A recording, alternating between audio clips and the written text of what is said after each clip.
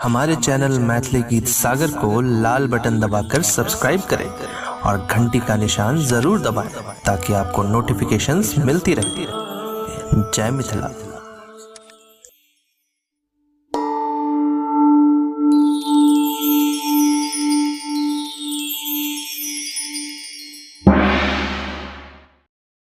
बगिया से तुलसी मंगाए बहे, अंगना देबो लगवाए।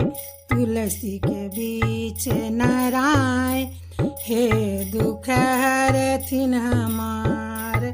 तुलसी के बीच नारायण, हे दुख हरथिन हमार। गंगा जी से गंगा जल मंगाए बहे, तुलसी देबो नहवाए।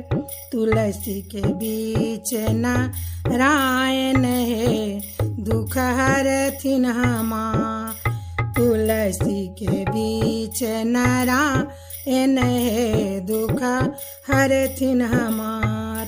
बगिया से तुलसी मंगाए बहे, अंगना देबो लगवाए। तुलसी के बीच नारायण, हे दुख हरथिन हमार। विंध्याचल से सिंदूर मंगाए बहे, तुलसी देबो पहिराए। तुलसी के बीच नारायण, हे दुख हरथिन हमार। तुलसी के बीच नारायण, हे दुख हरथिन हमार। बगिया से तुलसी मंगाए बहे, अंगना देबो लगवाए। तुलसी के बीच नारायण, दुख हरथिन हमार।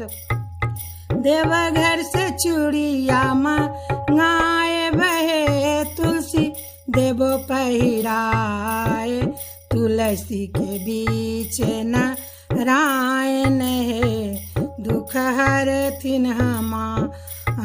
तुलसी के बीच नारायण, हे दुख हरथिन हमार। बगिया से तुलसी मंगाए बहे, अंगना देबो लगवाए। तुलसी के बीच नारायण, हे दुख हरथिन हमार। बनारस से सड़िया मंगाए बहे, तुलसी देबो पहिराए। तुलसी के बीच नारायण, हे दुख हरथिन हमार। तुलसी के बीच नारायण, हे दुख हरथिन हमार। बगिया से तुलसी मंगाए बहे, अंगना देबो लगवाए। तुलसी के बीच नारायण, हे दुख हरथिन हमार।